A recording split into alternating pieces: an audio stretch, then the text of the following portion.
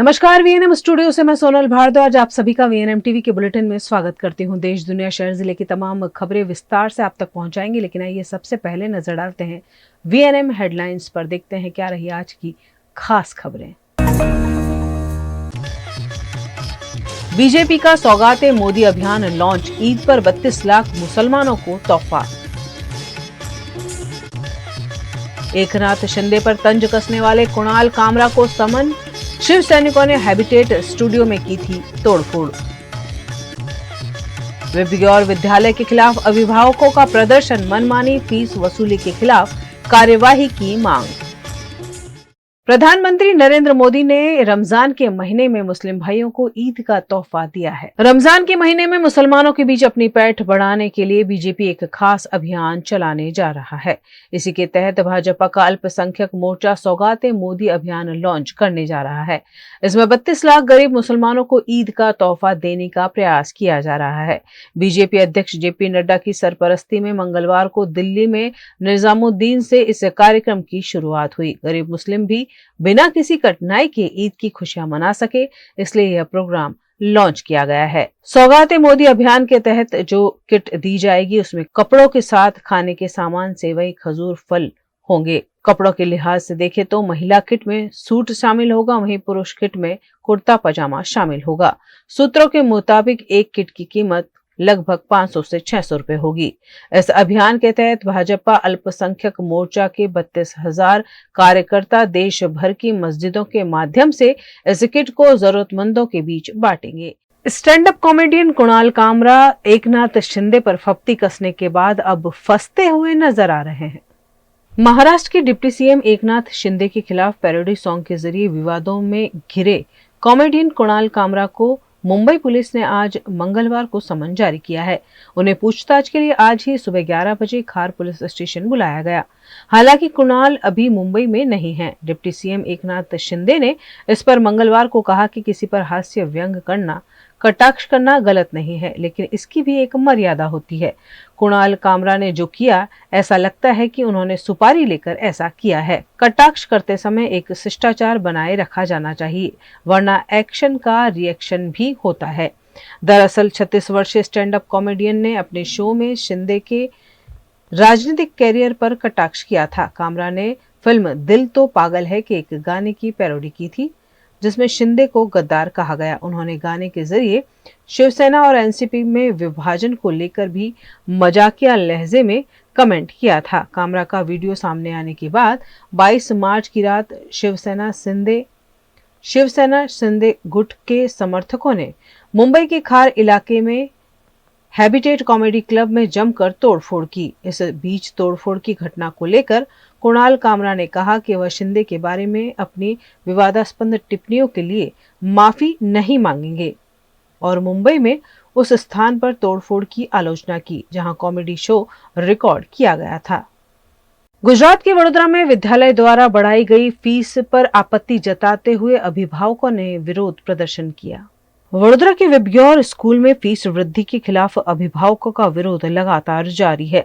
बड़ी संख्या में अभिभावकों ने आज जिला शिक्षा अधिकारी के कार्यालय के बाहर विरोध प्रदर्शन किया। अभिभावकों का आरोप है कि स्कूल प्रशासन ने फीस रेगुलेटरी कमेटी द्वारा निर्धारित शुल्क के बिना ही मनमाने तरीके से फीस बढ़ा दी है। इसी मुद्दे पर अभिभावकों ने 28 फरवरी को भी अपनी शिकायत दर्ज कराई थी, लेकिन उचित कार्रवाई न होने के कारण आज फिर जिला शिक्षा अधिकारी से मिलने पहुंचे। वे आज फिर जिला शिक्षा अधिकारी से मिलने पहुंचे। अभिभावकों का कहना है कि स्कूल प्रशासन एफआरसी द्वारा तय की गई फीस से दुगनी फीस वसूल रहा है। इस मामले में पहले भी डीईओ द्वारा स्कूल को जुर्माना लगाया गया था, लेकिन अब तक कोई ठोस समाधान नहीं निकला है। तो हूँ जस्ट कन्क्लूड करवा मांगीश। आटલું બધું લાંબુ there is no point in dragging things, बराबर। અમે લોકો છેલ્લા 3-1 વર્ષથી we have been visiting the DEO office and meeting FRC people. અમે પૂરતા પુરાવાની સાથે જે એડિશનલ ડોક્યુમેન્ટ્સ જોઈતા છે એ બધા આપ્યા છે, જેના બેઝિસ પર ઘણી બધી આઇટમ્સ છે જે એફઆરસી ઓર્ડર પ્રમાણે જે આવતી હોય એવી ઘણી બધી આઇટમ્સ છે જે ક્વેશ્ચનમાં છે બાય લૉ। હવે સૌથી પહેલો મુદ્દો એ છે અહીંયા કે લૉ નામનો કોઈ વર્ડ જ નથી. ઓકે, અહીંયા દેર ઇઝ નો લો. બરાબર, કારણ કે એક સૌથી મોટો પ્રોબ્લેમ અમને એવું લાગે છે કે ઇમ્પ્લિમેન્ટેશનનો છે. હવે અમે કન્ફ્યુઝ લોટ ઓફ પેરેન્ટ્સ છે જે સ્કૂલ પાસે જઈએ તો સ્કૂલ કહે છે અમે પ્રાઇમ છે, અહીંયા આવીએ તો આ લોકો કહે છે કે અમે ગુજરાત સરકાર તરફથી માન્ય જે એફઆરસી કમિટી છે, જે ડીઈઓ નિયુક્ત થયા છે, એટલે ઘણા બધા ડીઈઓ બી ચેન્જ થઈ ગયા, એટલે હું તો હમણાં જ આવ્યો છું, એટલે આઈ મે નો હિમ એન્ડ વ્યાસ સાહેબ. સો આની અંદર એવું છે કે અમને છે ને શટલકોકની જેમ વાપરે છે, બરાબર, પેરેન્ટ્સને. તો અમને એ જ નથી સમજાતું કે આમાં સ્કૂલ સાચું છે કે ગવર્મેન્ટ ઓફ ગુજરાત સાચું છે. ગવર્મેન્ટ ઓફ ગુજરાત જો સાચું હોય અને લોને જો ઇમ્પ્લિમેન્ટ નથી કરી શકતા તો પીસી સાહેબ સૌથી પહેલાં, બરાબર, કારણ કે અમને ધમકી ભર્યો લેટર મળ્યો છે જે આપ સૌને આપી દેવામાં આવશે. બીજો, કલેક્ટરશ્રી એ શું કરી રહ્યા છે, બરાબર. આજે સવાલ 1241 બચ્ચા એઝ પર એફઆરસી ઓર્ડરનો આવીને થયો છે કે એવું નથી કે હું મારા એક બચ્ચા માટે છું, મારો કન્ફ્યુઝન નથી સ્કૂલ દૂર કરતી. ડીઓ સાહેબ અમને ભલતા વાયદાઓ કરે છે, દંડ ફટકાર્યું, વી આર હેપી, પણ એનાથી અમને શું? તમારા કાયદાની લડતમાં અમને શું મળી રહ્યું છે? એઝ અ પેરેન્ટ અમે શટલકોકની તેમ આમથી તેમ ફરી રહ્યા છે. થર્ડ અને મોસ્ટ ઇમ્પોર્ટન્ટ પોઈન્ટ, જે આપણા માનનીય એજ્યુકેશન મિનિસ્ટર છે ડિંડોર સાહેબ, જે પોતે પીએચડી છે અમદાવાદથી, એમને મારું સ્ટ્રેટ અવે નિવેદન છે, can he come down or can he bring a change in the education system, જેમના માટે એમને એક બહુ સારી એવી એ બી મળી છે. વિગત સ્કૂલના પેરેન્ટ્સ આવેલ છે. સ્કૂલની અરજી આપણે હમણાં જ સ્કૂલની અનિયમિતતા અને જોગવાઈ ભંગ બદલ 30,000 રૂપિયાનો દંડ ફટકાર્યો છે.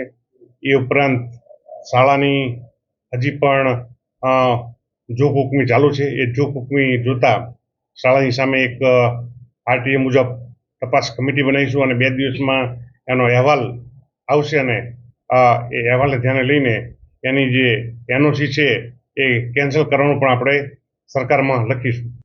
શાળાએ સરકારશ્રીના જે નિયમો બનાવેલ છે, એફઆરસીના જે નિયમો બનાવેલ છે એ પાલન ચોક્કસપણે કરવા જોઈએ. પણ આ શાળા જે સરકારના જે નિયમો બાબતે વારે ઘડીએ કોર્ટમાં જતી રહે છે, એટલે એ સંદર્ભે થોડોક ડિસ્પ્યુટ થયેલ છે.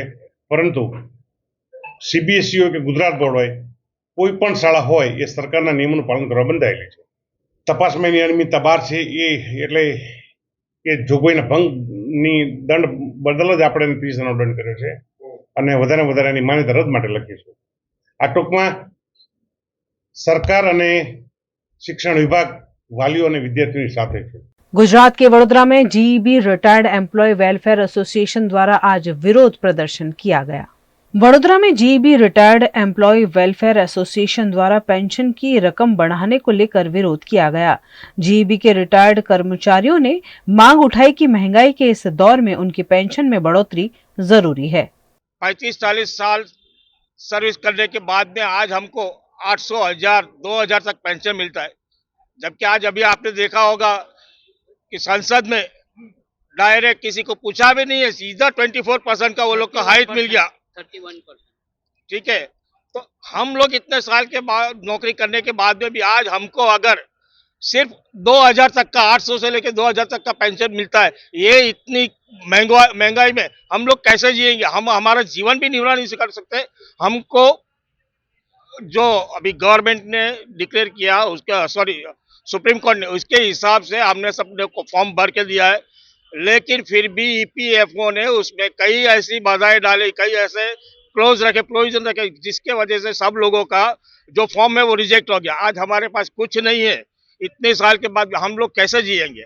बाल बच्चों को सबको पढ़ा किया, मैरिज किया, सब किया, अभी अब हमारे पास कुछ नहीं है। कितने लोग हमारे इसमें मेडिकल फैसिलिटी नहीं होने, पैसा नहीं होने की वजह से ऊपर चले गए। ठीक है, हमारी मांग ये है कि हमको मिनिमम जो हमारा नेशनल एजुकेशन कमेटी है, उनके प्रेसिडेंट है कमांडर अशोक राउत, उन्होंने ऐलान किया है कि हमको मिनिमम पेंशन 7,500 7500 प्लस महंगाई भत्ता और फैमिली को मतलब हस्बैंड वाइफ को मेडिकल फैसिलिटी मिले। इसके लिए हम लोग आज कलेक्टर साहब को आवेदन पत्र देने आए हैं, जो हमारी मांग वहां पर दिल्ली तक पहुंचाएंगे, बड़ा प्रधान सिंह तक। गुजरात सरकार की किडनी डायलिसिस प्रोग्राम की विफलता पर सवाल खड़े हो रहे हैं। कैग की रिपोर्ट में कई चौंकाने वाले खुलासे सामने आए हैं, जिसके चलते कांग्रेस प्रवक्ता पार्थिव राज कठवाड़िया ने कड़ी कार्यवाही की मांग की है।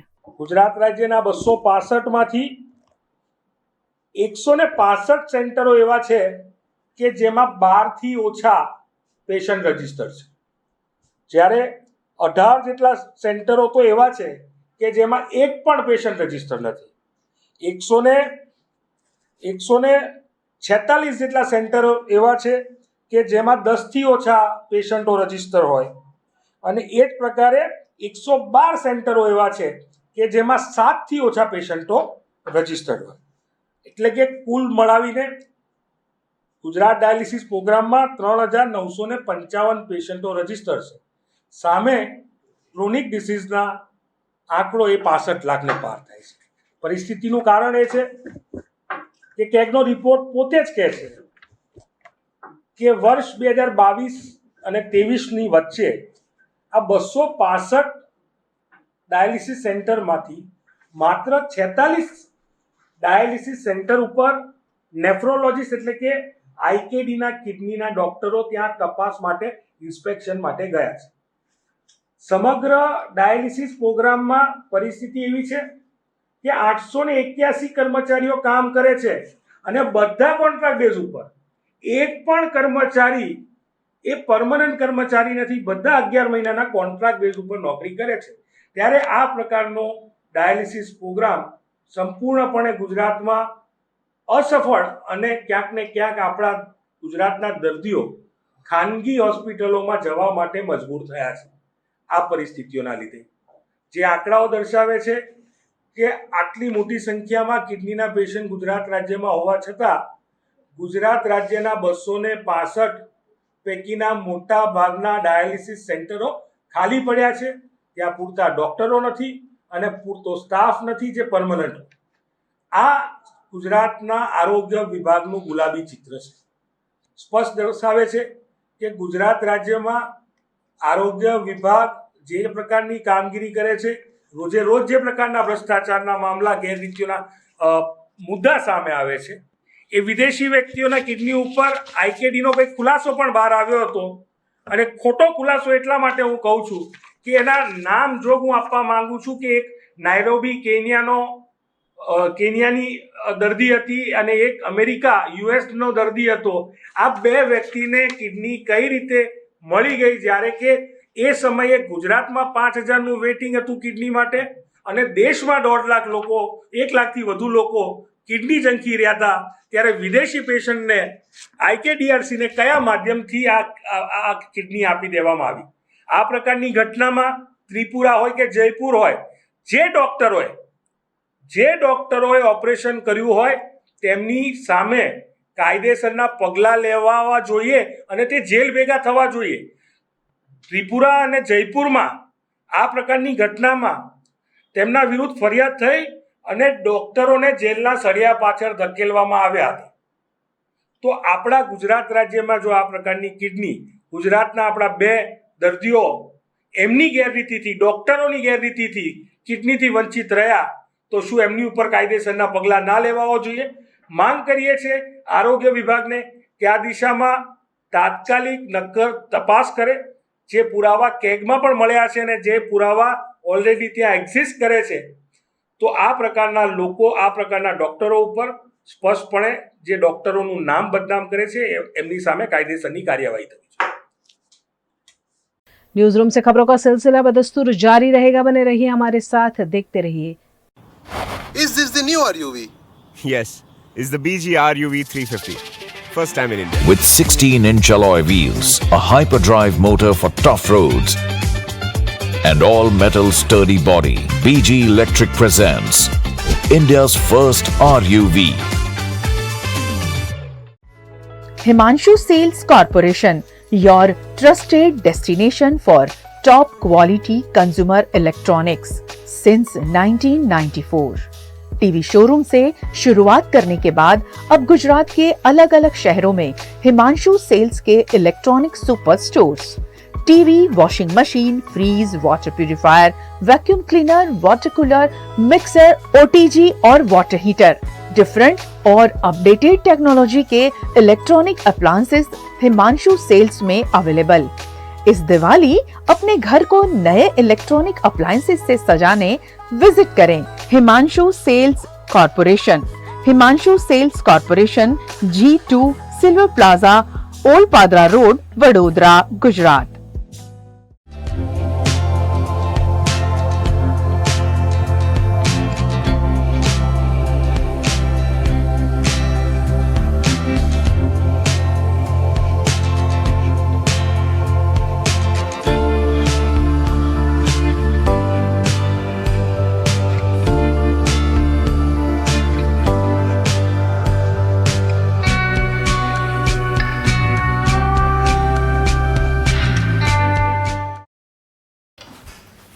ठीक से साफ करो, ऊपर ऊपर से नहीं। BLDC मतलब बोरिंग लुकिंग, इसको साफ करके क्या फायदा? इतनी बेइज्जती।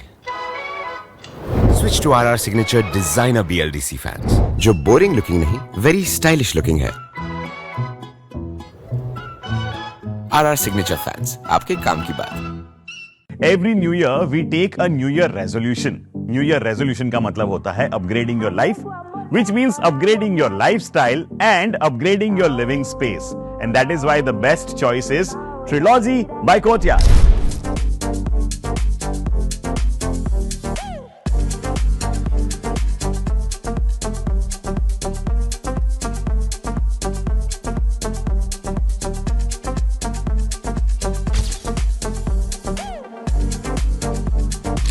Trilogy by Courtyard.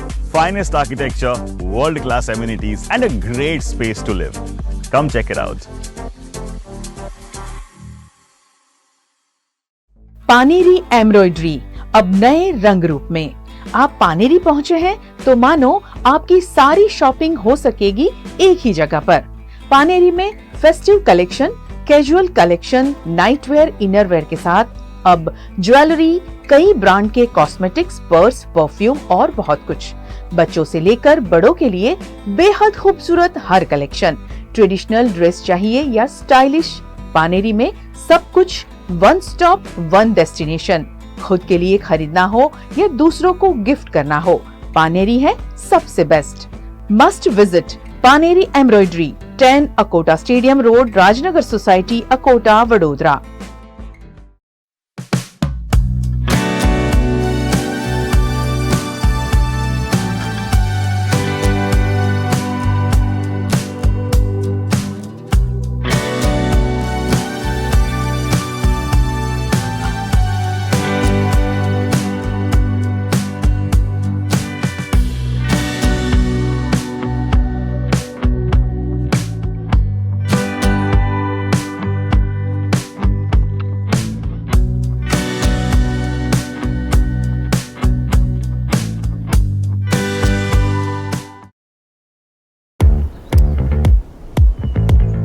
Indians have so many vehicle choices.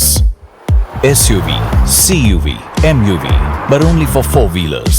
Two-wheelers have to choose between the comfort of a scooter or the performance of a bike. That's why BG Electric brings to you with 16-inch alloy wheels, a hyperdrive motor for tough roads, and an all-metal body that's super strong. BG Electric presents India's first RUV. Gujarat में स्वास्थ्य कर्मचारियों की हड़ताल को लेकर राजनीतिक बयानबाजी तेज हो गई है। कांग्रेस ने सरकार पर वादा खिलाफी का आरोप लगाते हुए कर्मचारियों की मांगों का समर्थन किया है। आरोग्य कर्मचारीओ પોતાની વ્યાજબી માંગણી માટે, ખાસ કરીને ગ્રેડ પેની માંગણી માટે સરકાર સમક્ષ વ્યાપક પ્રમાણમાં લેખિત, મૌખિક અને આંદોલન સ્વરૂપે પોતે રજૂઆત કરી ચૂક્યા છે। પણ સરકાર એમની વાતો સાંભળીને દેખાવપૂરતું સમાધાન કરે અને પછી પોતાના જ સમાધાનમાંથી એ સરકાર પીછેહટ કરે। ભાજપા સરકારની નીતિ કર્મચારી વિરોધી અને કર્મચારી વિરોધી નીતિના કારણે તેમની સાથે થયેલા સમાધાનમાં પણ છેતરપિંડી એ ભાજપા સરકારે ઓળખ બનાવી દીધી છે। આ સંજોગોમાં કર્મચારીઓની લાંબા સમયની રોકાયેલી માંગણીઓ સામે ગાંધી ચિંતા માર્ગે તેઓ ગાંધીનગરમાં આંદોલન કરી રહ્યા છે પોતાની વ્યાજબી માંગ માટે। અને કોંગ્રેસ પક્ષ સમક્ષ પણ એમનું પ્રતિનિધિ મંડળ અમને મળ્યું, એમની વ્યાજબી માંગણી માટે કોંગ્રેસ પક્ષ સંપૂર્ણપણે એમની સાથે સહાનુભૂતિ ધરાવે છે. ગુજરાતના પાયાની આરોગ્ય સેવા, ખાસ કરીને ગ્રામ્ય વિસ્તારની આરોગ્ય સેવામાં પાયાનું કામ કરતા આ કર્મચારીઓને મળવાપાત્ર ગ્રેડ પે અન્ય રાજ્યો કરતા આપણો ગ્રેડ પે કર્મચારીનો સૌથી ઓછો છે આરોગ્યનો. ત્યારે એમને આરોગ્ય કર્મચારીઓને એમનો ગ્રેડ પે ની માંગણી સરકાર તાત્કાલિક સ્વીકારે. એમને આપવાના થતા ભથ્થા અને અન્ય લાભો જે લાંબા સમયથી ભાજપ સરકાર અટકાવી રાખ્યા છે તે તાત્કાલિકપણે આપવામાં આવે અને આરોગ્ય સેવા જે અત્યારે અટકી પડી છે એ પુનઃ ચાલુ થાય અને ગ્રામ્ય વિસ્તારમાં અમે સરકારના નીતિના કારણે ગ્રામ્ય વિસ્તારની આરોગ્ય સેવા પીએચસી સીએચસી કાઢે ગઈ છે. એવા સંજોગોમાં કર્મચારીઓ જ્યારે પોતાના હક અધિકાર માટે આંદોલન કરતા હોય ત્યારે સરકાર એમની સાથે સંવાદ કરવાને બદલે દંડ અને દંડા ઉગામે એ વ્યાજબી નથી.